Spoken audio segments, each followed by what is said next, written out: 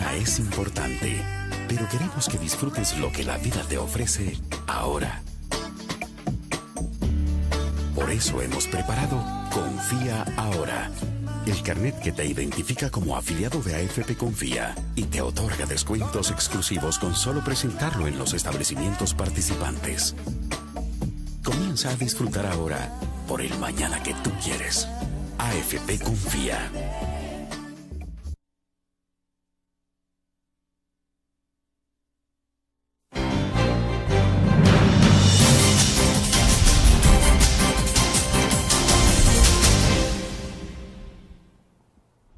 Buenos días, bienvenidos a la entrevista en línea en este miércoles 9 de junio de 2010. Es un gusto que nos acompañe. Estamos transmitiendo en tiempo real desde la sala de redacción de La Prensa Gráfica. Les recuerdo, pueden participar a través del chat o también seguirnos a través del facebook.com/William Meléndez en línea. La opción también del correo electrónico william.melendez@laprensa.com.sb.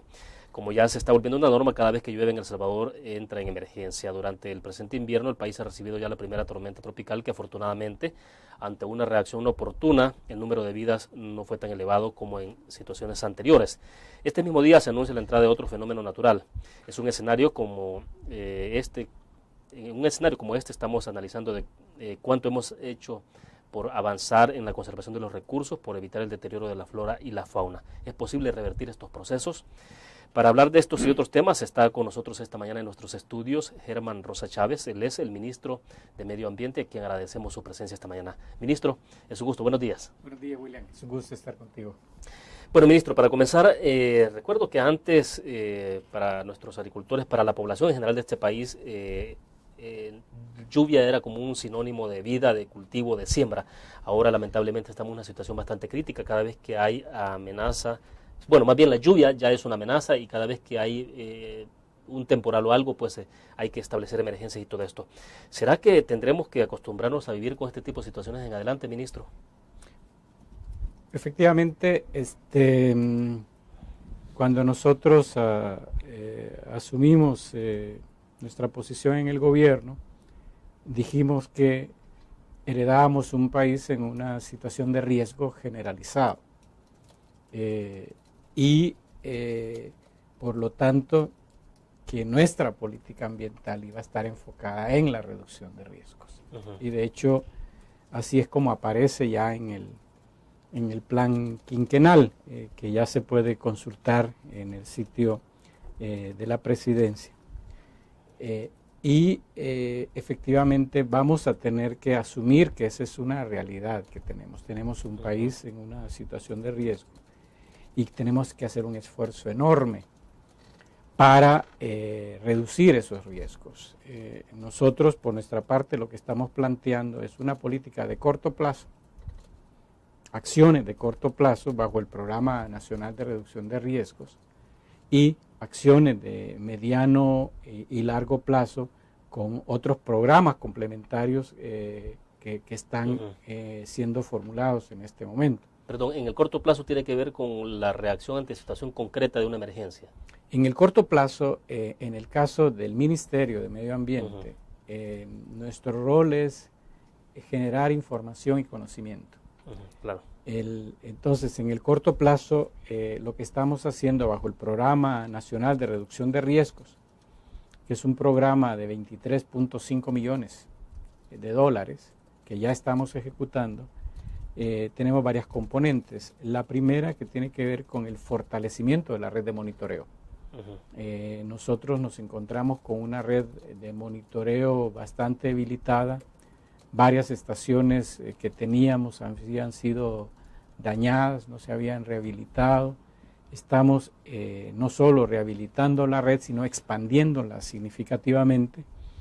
Estamos a punto de adquirir 2 radares meteorológicos para mejorar nuestra capacidad de anticipar eventos antes de que ingresen al territorio. Ahora, perdón, de hecho ya hubo, digamos, si uno compara de cómo se reaccionó ante la situación de Ida con la situación de Ágata, hay una diferencia sustancial en términos de reacción, ¿no?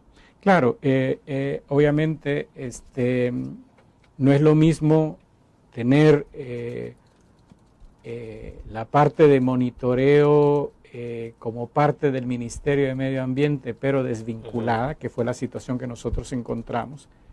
La Dirección General de Estudios Territoriales, SNET, es parte del ministerio, pero no operaba integrada al ministerio. Por lo tanto, la relación que había entre SNET y los titulares era bien tenue. El hecho de que una de las primeras cosas que nosotros hicimos fue integrar plenamente SNET al ministerio, ha facilitado muchas las cosas, porque significa que los titulares estamos mucho más de cerca de las cosas que pasan y podemos fácilmente articular nuestras acciones con los otros ministerios, con Gobernación, con Protección Civil. De hecho, el día viernes, cuando yo me enteré de que Ágata podría ser un problema para el país, yo me comuniqué de inmediato con Casa Presidencial. Y tuvimos una reunión con el presidente de la República en la que participó Protección Civil, el ministro de Gobernación, y es a partir de ese momento que se empezó a activar en serio la respuesta y los resultados están a la vista. No es lo mismo responder de manera fragmentada que de responder de manera coordinada e integrada como gobierno, con el presidente de la República muy pendiente de este proceso. Yo creo que eso ha ayudado muchísimo a mejorar la respuesta en este caso. Bueno, debo hacer nuestra primera pausa comercial. Vamos rápido, ministro, para hablar un poco cuando regresemos sobre el deterioro del planeta, el deterioro del medio ambiente en nuestro país. ¿Nos está cobrando la factura entonces? Vamos a la pausa, volvemos.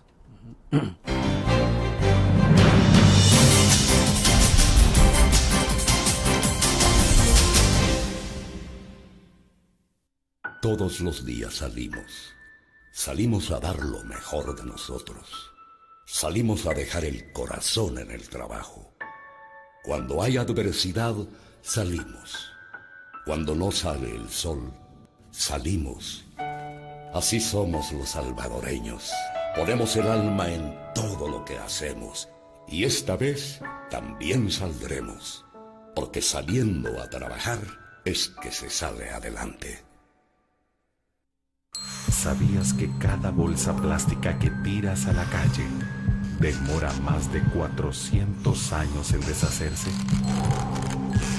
Y si no paramos ahora, el plástico terminará por asfixiarnos.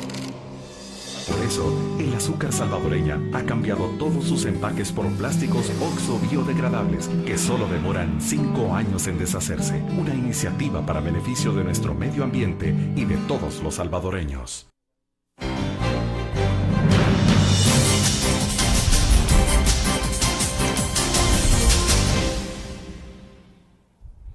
Ministro, en Facebook hicimos un par de preguntas a nuestros cibernautas, a nuestros seguidores, y ahí pues se genera siempre reacciones importantes, interesantes de discusión sobre estos puntos. Preguntamos, decíamos, cada vez que llueve intensamente el país registra destrucción y muerte. Los expertos dicen que el deterioro del medio ambiente está cobrando su factura. ¿Usted qué opina? Esa fue la pregunta que hicimos. Le voy a leer un par de comentarios rápidos porque hay varios. Rodrigo Baires nos dice, otra vez la palabra sigue siendo prevención, y en un país donde las cosas se han hecho mal desde siempre, esta implica millones de dólares en inversión social a estas alturas. Un paso sería tener una ley de ordenamiento y desarrollo territorial. OPS dice, tradicionalmente cada vez que se habla de ordenar el territorio se interponen los intereses políticos y económicos. Creo que se tiene un buen ejemplo, dice, de lo que comentaban en el caso de los planes de ordenamiento de la Unión. La construcción del nuevo puerto significa cambios en la ciudad. La construcción del bypass era uno de ellos. El objetivo era desviar el tráfico de la ciudad. ¿Qué pasó? Dice, todo el mundo compró tierras ahí y ya se ven proyectos urbanísticos en una zona que debería haber sido de desarrollo industrial. Vuelvo entonces sobre la pregunta. El deterioro del medio ambiente sí nos está cobrando la factura, y muy alta, ministro. Sí, hemos acumulado una deuda que ahora la estamos pagando con intereses de usura. O sea, definitivamente estamos pagando el costo de décadas de imprevisión y de políticas públicas que agravaron los riesgos. Por lo tanto, el desafío que tenemos ahora como gobierno es empezar a impulsar políticas públicas que por el contrario nos permitan reducir los riesgos y ver cómo comenzamos a revertir esa situación de deterioro que es muy grave. Ahora, ¿cómo revertir? Es lo más difícil, me imagino, porque implica también, además de inversión, tener una política bien definida y tener que tocar muchos intereses, ministro. No, efectivamente, nosotros, por eso, cuando hace un año, una de las primeras tareas que nos impusimos fue elaborar nuestra visión, clarificarla, comunicarla, sacamos a consulta pública en agosto la visión estratégica y en todos los foros en que hemos estado hemos mantenido un mensaje consistente de que bajo este gobierno íbamos a recuperar la política ambiental en una lógica de impulsar una política enérgica, porque el grado de deterioro que tenemos exige una política enérgica, una política responsable y transparente. Dijimos también que íbamos a activar todos los instrumentos con los que ya contamos bajo la Ley de Medio Ambiente y al sector privado. Le hemos comunicado con mucho respeto, pero con mucha firmeza, de que nosotros no íbamos a actuar en función de ningún interés particular. Hemos transparentado por eso todos los procesos. Los estudios de impacto ambiental ahora son libremente disponibles. Cuando llegábamos se consideraban documentos reservados que solo se podían consultar durante unos 10 días en el centro de documentación, prohibido fotocopiar, prohibido fotografiar, prohibido estar sentado mucho tiempo consultando los documentos. Ahora, ¿qué es información que no necesariamente ponía en riesgo a una empresa urbanística, por ejemplo, o un proyecto específico? O sea, pero creo que respondía a una manera de actuar, que era de actuar en la sombra. Nosotros decimos, todos tenemos que actuar a la luz del día, todos tenemos que actuar transparentemente, tanto el gobierno como el sector privado. Y estamos ya en un diálogo con el sector privado, con Casalco, por ejemplo. Y me agrada decir de que esta preocupación por la reducción de riesgos también está siendo asumida por ellos y que vamos a entrar ya en un proceso donde a partir de nuestro mandato vamos a ir definiendo guías y normas que tienen que ser de cumplimiento obligatorio, de manera que los nuevos proyectos urbanísticos, por ejemplo, incorporen una evaluación de riesgos y medidas de mitigación si son necesarias. El Ministerio tiene un mandato muy fuerte en materia de ordenamiento ambiental del territorio, al igual que en el tema de gestión hídrica, que desafortunadamente no había sido asumido. Y yo creo que esa falta de voluntad de asumir los mandatos legales es que ha generado la percepción de que nosotros tenemos tremendos vacíos legales que impiden moverse. Hay vacíos legales ciertamente, pero lo que ya tenemos en materia de legislación es lo suficientemente fuerte de que simplemente se requería voluntad política para actuar, y es la voluntad política que ahora se está movilizando. Ministro, para cerrar este segmento, ¿cómo, digamos, las empresas constructoras en el marco de la crisis y de cómo se estimula la reactivación de la economía, se decía, bueno, necesitamos echar a andar proyectos urbanísticos, pero necesitamos también desburocratizar de alguna forma algunos procedimientos, pero entonces, ¿cómo hace usted, digamos, como ministro de Medio Ambiente cuando tiene que otorgar permisos y compaginar, digamos, la urgencia de poder echar a andar proyectos económicos, pero también proteger los recursos? Bueno, ahí tenemos un proceso muy interesante.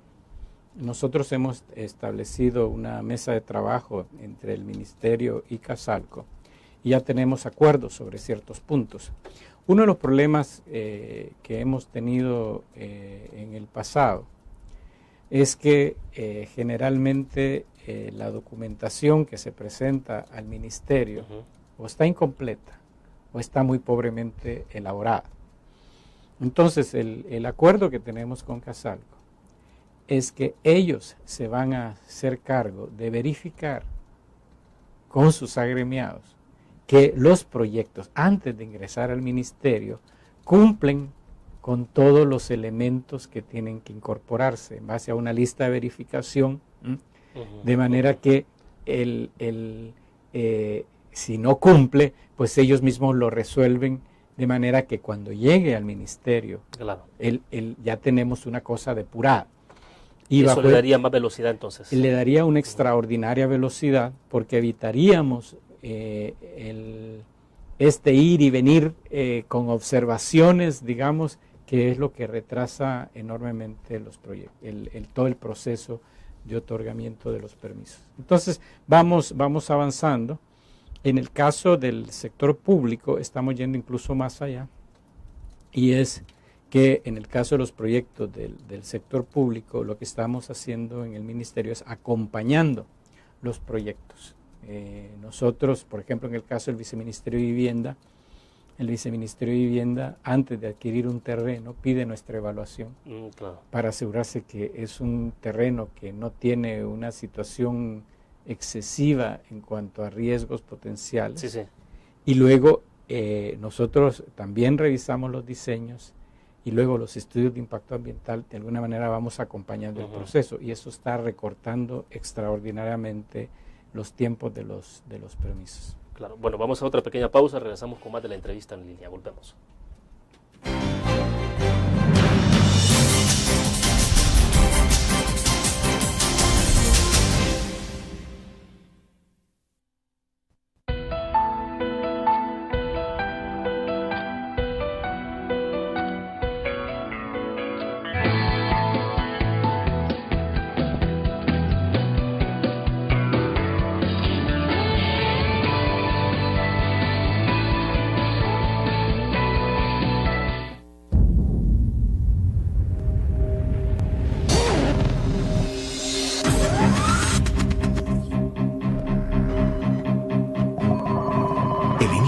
Estrategia financiera desde los negocios y la actividad económica hacia toda Centroamérica.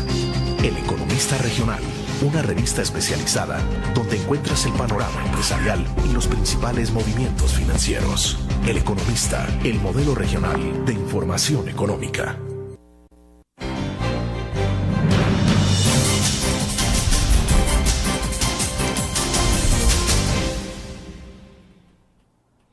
Continuamos en la entrevista en línea. Nos acompaña Germán Rosa Chávez, ministro de Medio Ambiente de nuestro país. Ministro, quiero leerle un par de comentarios de los cibernautas a través del Facebook. Iris Meléndez Martínez dice: eso es cierto, la naturaleza está cobrando el daño que cada uno de nosotros le hemos hecho, pero también vemos los desastres naturales y decimos, tenemos que evitar que continúe. Por eso es el momento... pero eso, dice, es en el momento pasado. La emergencia no olvidamos y continuamos haciendo más daño, tanto las personas humildes como los que se encargan de las construcciones. Para ello lo primordial son sus ganancias y no ven a futuro los daños que hacen y mucho menos las pérdidas que habrá. Basta ya de estarse tirando las responsabilidades entre ministerios en vez de estar perdiendo el tiempo decidiendo a quién le corresponde actuar en este momento. Mejor deberían, dice, de unir fuerzas para ayudar a los más afectados y reparar todos los problemas que han dejado estas tormentas. Ley de Elizabeth Castro: ¿por qué se sigue construyendo en la cordillera El Bálsamo y en la finca El Espino? Y Cindy Alvarado dice que dejen de acabarse la finca El Espino. Bueno, hay varios planteamientos ahí que me gustaría escuchar su opinión, ministro, sobre todo en el caso de la finca El Espino, porque uno cuando va de el trayecto de sur a norte sobre el Boulevard Jerusalén, digamos, y pasa la finca El Espino, y hay una parte como que se estuviera construyendo una calle lateral a la autopista, y quisiéramos saber qué es lo que hay sobre eso, ministro. Bueno, yo creo que el caso de la finca El Espino es emblemático, ahí se ha dado cualquier cosa. O sea, ahí tenemos, se han dado un montón de ventas irregulares. Ya tenemos muchos títulos privados que están registrados en el CNR.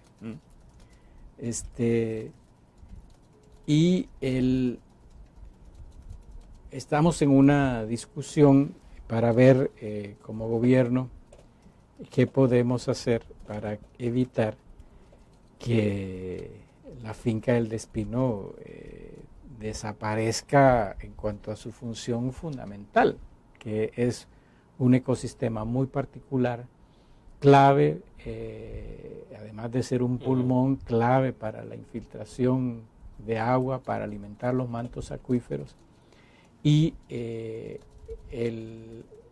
creemos de que el mandato legal que tenemos nos va a permitir asegurar que no hay cambios adicionales de uso, que aunque tengamos propietarios privados ya dentro de la finca, que vamos a aplicar una normativa que impida que hayan cambios de uso, que nos permita realmente conservar esa finca, a pesar de que ya se deterioró bastante, todavía sigue siendo un activo muy importante para la región metropolitana. Entonces, en ese proceso estamos evaluando las opciones legales, pero es opinión del ministerio de que sí vamos a poder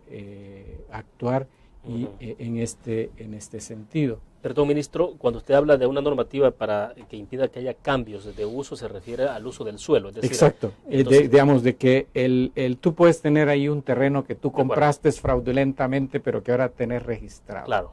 Eso no se puede revertir, o sea, esa acción legal que se dio ahí, o ilegal, pero como sea. La Corte Suprema de Justicia podría en algún momento, digamos, declarar nulos esos títulos, pero en el procedimiento normal son títulos válidos.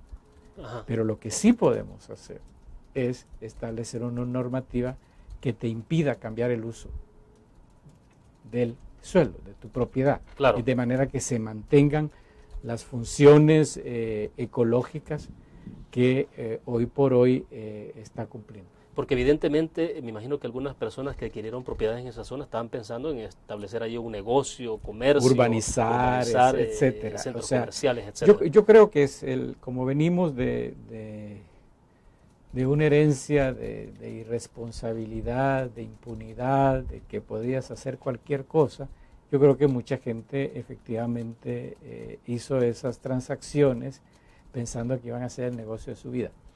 Entonces, y sí, efectivamente van a hacer un buen negocio, que es asegurar que la región metropolitana sigue teniendo agua. Y eso ciertamente, tal vez no sea un buen negocio privado, pero ciertamente es un buen negocio para la ciudad. La normativa tiene que ser muy pronto de su entrada en vigencia, ¿sería como decreto ejecutivo, ministro? La parte legal es la que se está evaluando en este momento. Hay un decreto que declaraba esa zona una zona de reserva forestal, digamos, ¿no? Que podría ser suficiente, digamos, para que se pueda establecer esta normativa, pero es un tema legal. Yo no soy abogado, entonces le estoy dejando la tarea a los abogados que terminen de clarificar cuál es el proceso que vamos a poder seguir. Ahora, pero mientras tanto habrá que evitar que algunos, al ver una situación como esta, intenten hacer con celeridad muchas cosas, ¿no? Antes de que la ley pueda entrar en vigencia. Por supuesto, digamos, si alguien presentara un proyecto de urbanización fuera de lo que ya se consideró en el pasado el área privada, ni siquiera se le daría ingreso al ministerio para obtención de su permiso. Perfecto, una pequeña pausa y regresamos con más de la entrevista en línea. Ya volvemos.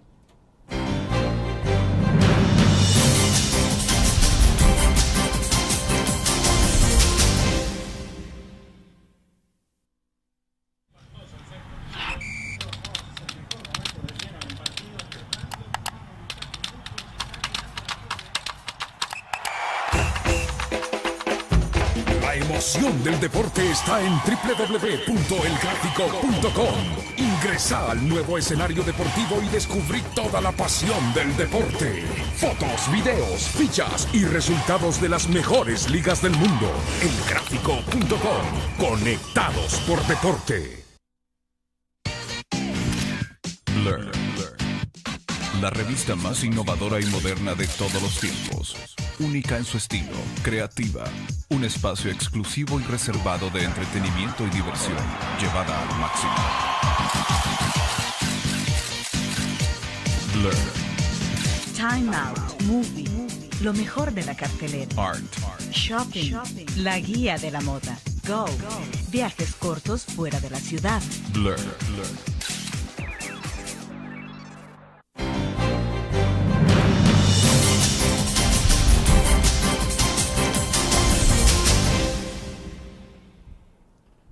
Ministro, quiero leerle un par de comentarios de nuestros cibernautas. Frances Liévano dice: es necesario tener conocimiento acerca del plan quinquenal del Ministerio de Medio Ambiente, el cual dirige Germán Rosa Chávez, usted como ministro, en cuanto al deterioro del medio ambiente. ¿Qué está haciendo el gobierno ante tal situación? Sería bueno tener conocimiento del ministro acerca de ellos. Saludos cordiales, William.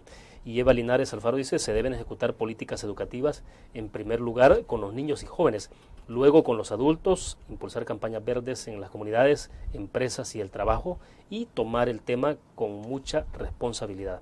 Bueno, son dos participaciones puntuales, ministro, lo que tiene que ver con el plan quinquenal que nos preguntaba Frances Liévano, y Eva Linares, que nos da pues algunas sugerencias o recomendaciones. Sí, bueno, el plan quinquenal ya está disponible en el sitio web de Casa Presidencial, y entre las páginas 104 y 109 está escrita lo que es la política ambiental y de reducción de riesgos bajo el plan quinquenal.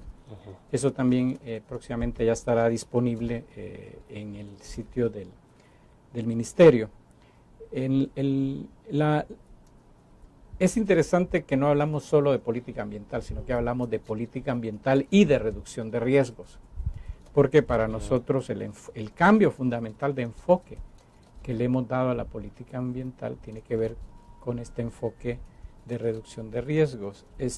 Ahí hay muchas acciones planteadas, programas emblemáticos, pero hay un aspecto que para nosotros es fundamental, de que si bien el gobierno juega un rol absolutamente determinante, porque le toca conducir y tener el liderazgo en este tema, la participación de la ciudadanía es absolutamente fundamental. Sin la participación de la ciudadanía no es posible avanzar. Y para nosotros, tanto son ciudadanos los adultos como las personas de la tercera edad, como los niños y los jóvenes. Y entonces ahí engancho con la segunda pregunta, que tiene que ver con la participación que tienen que tener los niños y los jóvenes, porque al final nosotros vamos a intentar frenar estos procesos de degradación, pero quienes van a tener que trabajar en serio en revertirlos son los jóvenes y los niños, porque este es un esfuerzo que va a tomar muchos años. Descontaminar los ríos. ¿Va más allá de 5 años? Va más allá de 5 años. Descontaminar un río muerto, que el río vuelva a la vida, estás hablando de 20, 25 años. Restaurar ecosistemas, que es absolutamente fundamental para reducir estructuralmente los riesgos en el país, es un esfuerzo que hay que sostener durante 15, 20 años. Entonces nosotros vamos a arrancar con esos esfuerzos, pero esos esfuerzos tienen que sostenerse durante 3, 4, 5 administraciones para que efectivamente podamos ver los resultados y podamos cambiar el rostro del país. Ahora, ¿se requiere de medidas radicales, ministro? ¿Qué medidas radicales son las que hay que impulsar ya, digamos, para esperar esos resultados que son de largo plazo finalmente? Bueno, primero ordenar. O sea, no se vale hacer lo que se quiera y al margen de los impactos. Y por eso es que es importante que la gestión ambiental sea enérgica. Necesitamos activar todos los instrumentos que nos proporciona la ley. Pero en segundo lugar hay que empezar a impulsar programas de gran envergadura para mejorar la situación. Nosotros por eso estamos estamos discutiendo en este momento con los distintos interesados el programa nacional de descontaminación de ríos y humedales. Y está en proceso de formulación un programa nacional de restauración de ecosistemas, que serían como dos grandes acciones que buscarían cambiar el rostro del país. Nosotros, y hay experiencia internacional que lo demuestra, que es posible recuperar ríos muertos, pero eso supone que empezamos a reducir su carga contaminante. Eso supone que la basura no se deposita en los cauces de los ríos, y por eso tenemos un programa que ya lanzamos, un programa de mejoramiento del manejo de los desechos sólidos. Supone también que las aguas servidas se tratan, y ahí hay una segunda componente fuerte para todo este tema de tratamiento de aguas servidas, y el control de las descargas industriales y agroindustriales. Nosotros ya tenemos, en el caso del río Acelguate, identificadas puntos de descarga. Ya estamos solicitando a las empresas que nos envíen los resultados de las muestras, y si no cumplen la norma van a tener que adecuar sus procesos o depurar las aguas para que se cumpla la normativa. Todo esto, información, nosotros hemos dicho y se lo hemos dicho a las empresas, va a ser una información que va a estar libremente disponible, y vamos a hacer un ranking de las empresas con un indicador de desempeño ambiental donde se pueda comparar aquellas empresas que tienen el mejor comportamiento y ver aquellas quienes son las que tienen el peor comportamiento. Ahora, pero hay amenazas externas, digamos, por ejemplo, lo que está pasando en Cerro Blanco, en el lado de Guatemala, que debo entender hay ya un proyecto concreto ahí de una empresa que ha recibido permisos de explotación minera, y que la amenaza concreta es de que todos los vertientes que se generen ahí, pues, de contaminación terminen en el lago de Guija, ¿no? Y consecuentemente en el EMPA.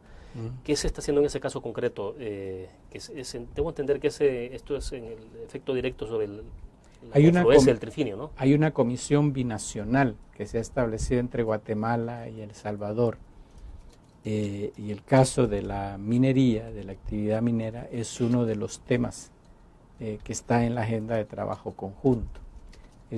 Ciertamente es un tema de preocupación. Nosotros estamos en una relación muy estrecha con el Ministerio de Medio Ambiente de Guatemala para ver cómo evitamos problemas con esa mina que todavía no ha comenzado a funcionar. Sí, sí. Entonces, no es un tema fácil, digamos, y en el caso de Guatemala, las diferencias de perspectiva entre distintas carteras de gobierno es mucho mayor que en nuestro caso, y eso complica un poco la situación. Bueno, vamos a otra pequeña pausa. Cuando regresemos quisiera saber un poco qué ha pasado en el caso de seguimiento a la destrucción de los arrecifes en Los Cóbanos, que es un caso que viene de pasadas administraciones, ministro, para que usted nos pueda explicar un poco qué ha ocurrido con eso y otros casos más. Vamos a la pausa, volvemos.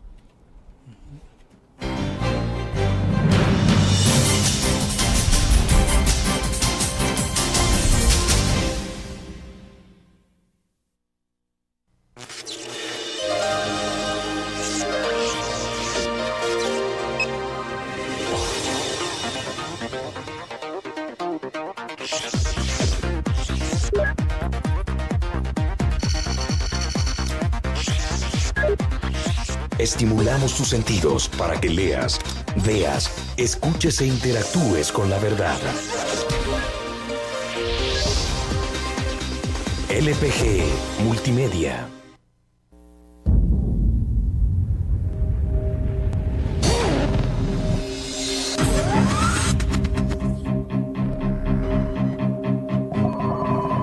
inicio de una estrategia financiera desde los negocios y la actividad económica hacia toda Centroamérica. El Economista Regional, una revista especializada donde encuentras el panorama empresarial y los principales movimientos financieros. El Economista, el modelo regional de información económica.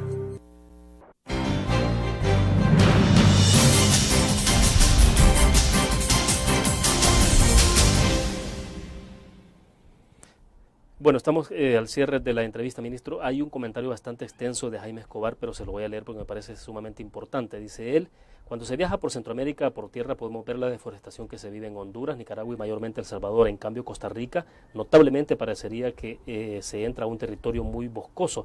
Si en realidad se buscan hacer esfuerzos por integrar Centroamérica, ¿por qué el Parlamento Centroamericano no establece leyes regionales copiando modelos ticos que beneficie a nuestro país del Triángulo del Norte? Creo que el SICA debería de preocuparse por los intereses ambientales tanto como la integración centroamericana para no irnos tan lejos. Hay zonas alrededor del Golfo de Fonseca como San Miguel, La Unión y Choluteca, en el lado de Honduras desde luego, que son microdesiertos que se han vuelto tierras poco atractivas y productivas. Además, todos nuestros TLC son negociados en base a nuestros recursos naturales y aún así no se ve el interés por cuidar los recursos existentes y aumentar nuestra capacidad competitiva. El cambio climático ya está golpeando duro a nuestra débil economía y como ministro de Medio Ambiente usted tiene una tarea importante en crear y aplicar con rigor políticas públicas de seguridad económica a través de la recuperación del medio ambiente y la agricultura. ¿Por qué no comenzar en hacer de cada volcán y cuerpos de agua del país las áreas protegidas y de reforestación? ¿Por qué, dice, no se hace con urgencia el reordenamiento territorial? ¿Vamos a esperar que Apaneca se vuelva desierta con tantos proyectos habitacionales? ¿Ha usted estudiado académicamente sobre el desarrollo sostenible? Dice. Bueno, cierre con eso, ministro. Yo viví en Costa Rica, entonces conozco bastante bien el caso de Costa Rica, y le puedo decir de que lo que ha ocurrido en Costa Rica no tiene que ver tanto con leyes, sino con lo que ha sido el desarrollo social de Costa Rica. Desde Costa Rica por muchísimas décadas es un país donde se invirtió masivamente en la educación, en el desarrollo social. Después de la revolución del 48 eso se acentuó, de manera que Costa Rica nunca tuvo los problemas de desigualdad, de problemas de acceso a la tierra tan severos como se tuvo en el resto de Centroamérica. Es un país fundamentalmente urbano y la pobreza rural es bastante mínima. Entonces, y eso tiene que ver con inversiones que se han hecho por décadas, mientras nosotros estábamos derrochando los recursos en otras cosas, Costa Rica estaba invirtiendo en el desarrollo social. Entonces, no es posible en ese sentido, digamos, trasladar la experiencia de Costa Rica al resto de Centroamérica. En lo que sí estoy de acuerdo con el comentarista es que necesitamos agresivamente impulsar programas de restauración en El Salvador. Y por eso es que nosotros estamos en este momento trabajando en las dos líneas que le mencionaba.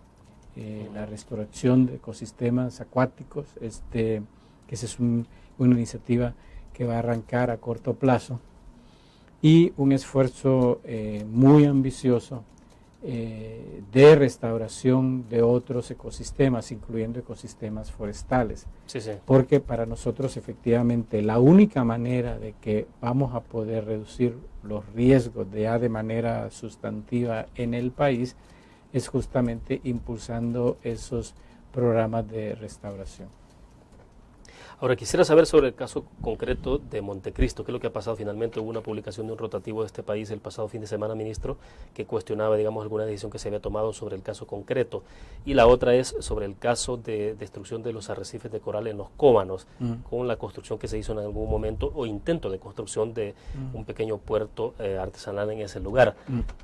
Dos cosas puntuales entonces sobre el Montecristo. Yo creo que Montecristo no se puede entender si no se conoce cuál es la historia de Montecristo.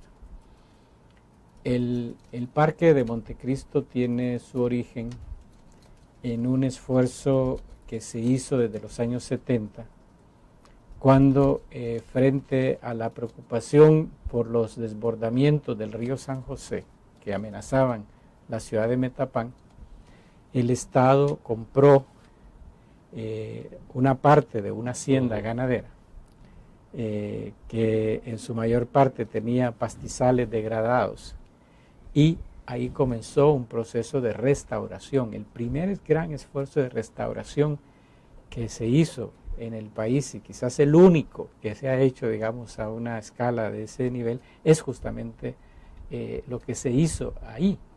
Y por lo tanto, esa no es un área, excepto en su núcleo, no es un área natural, es un área restaurada. Lo que tenemos ahí es un bosque secundario. Sí, sí.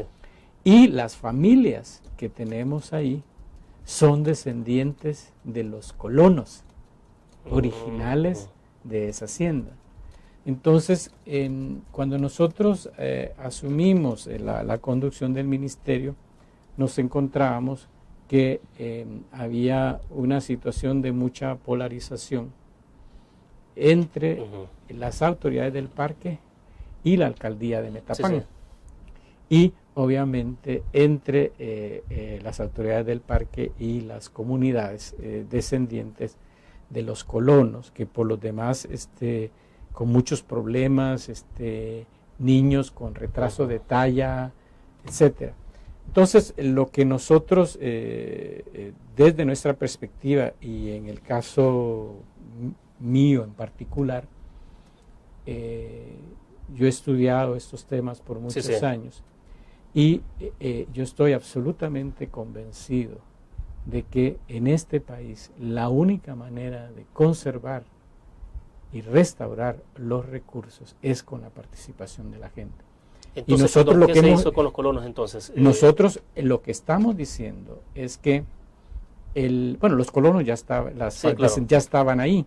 El cambio que hemos introducido es que, por ejemplo, ahora cuando sus familiares les visitan, ellos están carnetizados y no pagan, porque antes pagaban como que si fuera, digamos, yo vivo ahí, particular, como que si fueran un particular, un turista. Sí, sí. Ahora, se mantienen las mismas restricciones en el sentido de que solo se permite ingresar diariamente al parque 100 personas. La diferencia es que si sos familiar de alguien que vive dentro, no pagas. Entonces, y por si hay un mecanismo que permite conservar, proteger efectivamente, el entorno. Pero no solo eso, nosotros estamos en este momento desarrollando opciones para que las familias que viven dentro del parque se incorporen al proceso de cuidado y de manejo del parque. Perfecto. Entonces, ese es el cambio fundamental. Creo que hay bastante desinformación sobre este punto, y fundamentalmente yo creo que lo que estamos es ante una visión que ya no corresponde a estos tiempos. O sea, cuando comenzaron los parques en otras partes del mundo, tenían justamente esa visión que se quiere enraizar acá, la idea de que la principal amenaza a los recursos naturales es la gente. Nosotros lo que estamos diciendo es, en El Salvador, la única posibilidad que tenemos de conservar los recursos es con la gente. Perfecto, ministro. Para ir concluyendo, en el caso de los arrecifes de coral en los Cóbanos, ministro, que es un caso que data de administraciones anteriores, debo entender que la Corte Suprema de Justicia resolvió sobre este caso. Quisiera saber qué acciones o medidas se han tomado en el caso de los Cóbanos. Bueno, yo creo que la resolución de la Corte es un hecho muy positivo. Nosotros como ministerio no tenemos la potestad de anular o revertir permisos ambientales, pero la Corte sí lo puede hacer. Y creo que a partir de ahí, obviamente, se abre la posibilidad de comenzar a recuperar ese ecosistema. Ahora, daños ya hay. ¿Son irreversibles? Los arrecifes son ecosistemas muy frágiles.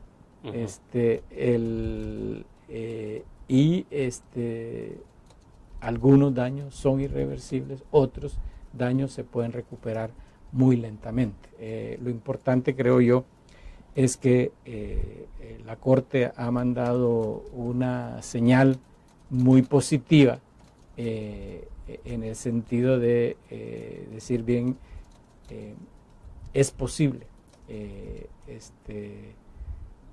anular ciertos procesos, porque eso abre posibilidades que hasta ahora no teníamos. ¿A Medio Ambiente le corresponde involucrarse tras esta decisión de la Corte Suprema de Justicia? Bueno, nosotros tenemos un mandato en el sentido de propiciar acciones para la protección, la restauración de los recursos naturales.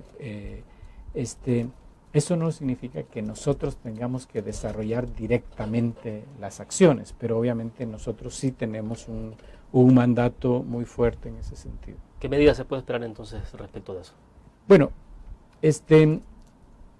nosotros estamos, más allá de los Cóbanos, digamos, toda la franja costero marina es un área muy, muy delicada y con muchísimo desorden y con un enorme potencial al mismo tiempo, con muchísimos activos. Entonces nosotros estamos trabajando en un programa para lo que sería todo el ordenamiento de la franja costero marina, de manera que no solo preservamos lo que ya tenemos ahí, sino que impulsamos procesos importantes de restauración. El caso de los Cóbanos sería uno, pero también la bahía de Jiquilisco es otro ecosistema que está siendo fuertemente amenazado, donde nosotros queremos impulsar acciones de restauración. Perfecto, ministro. Queremos agradecerle infinitamente que haya participado con nosotros esta mañana. Bueno, Will, muchas gracias. Terminamos de esta forma la entrevista en línea. Nos vemos mañana a las 8:15 de la mañana. Buenos días.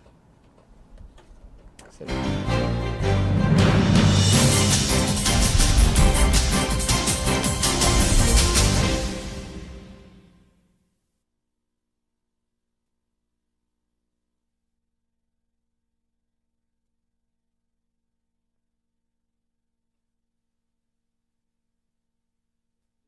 Para a través del chat o también seguirnos a través del facebook.com /William Meléndez en línea. La opción también del correo electrónico william.melendez@laprensa.com.sb.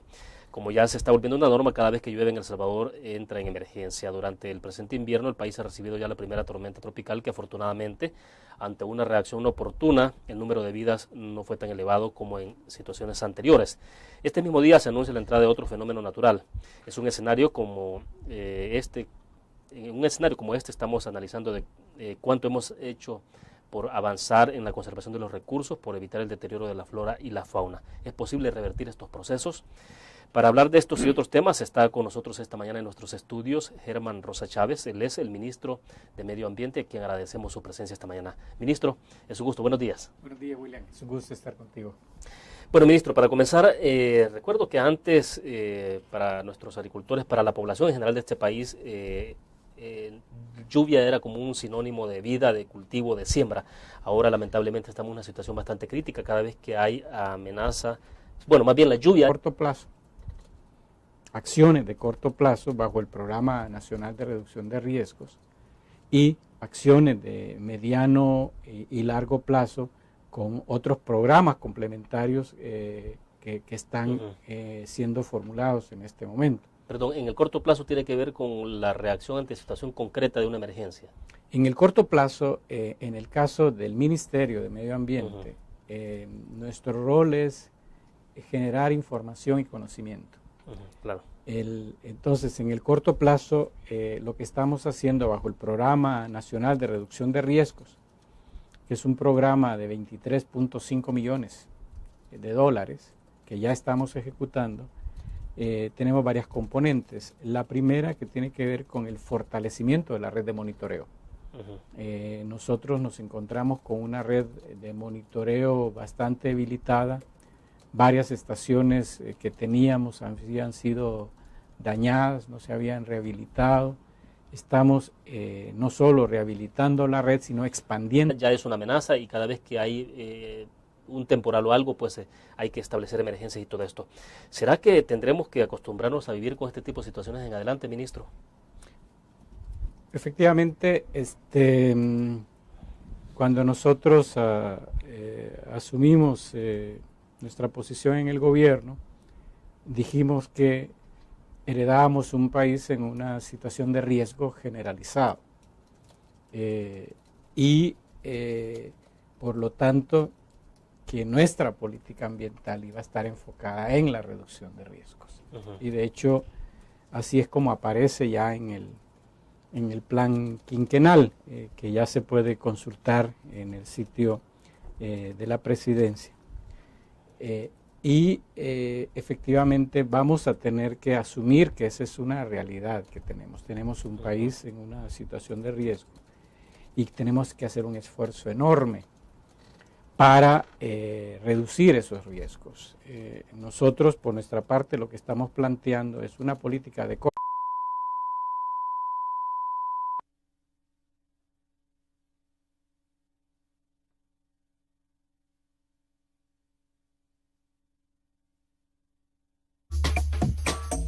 Tu mañana es importante, pero queremos que disfrutes lo que la vida te ofrece ahora. Por eso hemos preparado Confía Ahora, el carnet que te identifica como afiliado de AFP Confía y te otorga descuentos exclusivos con solo presentarlo en los establecimientos participantes. Comienza a disfrutar ahora por el mañana que tú quieres. AFP Confía.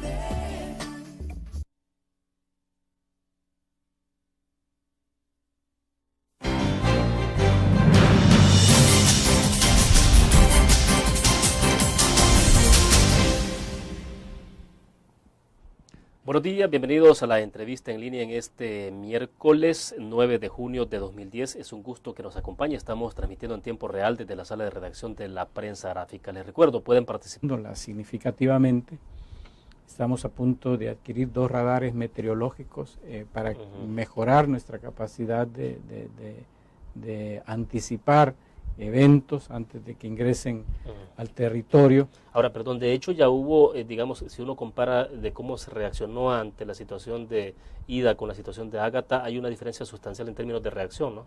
Claro, obviamente no es lo mismo tener la parte de monitoreo como parte del Ministerio de Medio Ambiente, pero desvinculada, que fue la situación que nosotros encontramos. La Dirección General de Estudios Territoriales, SNET, es parte del ministerio, pero no operaba integrada al ministerio. Por lo tanto, la relación que había entre SNET y los titulares era bien tenue. El hecho de que una de las primeras cosas que nosotros hicimos fue integrar plenamente SNET al ministerio ha facilitado muchas las cosas, porque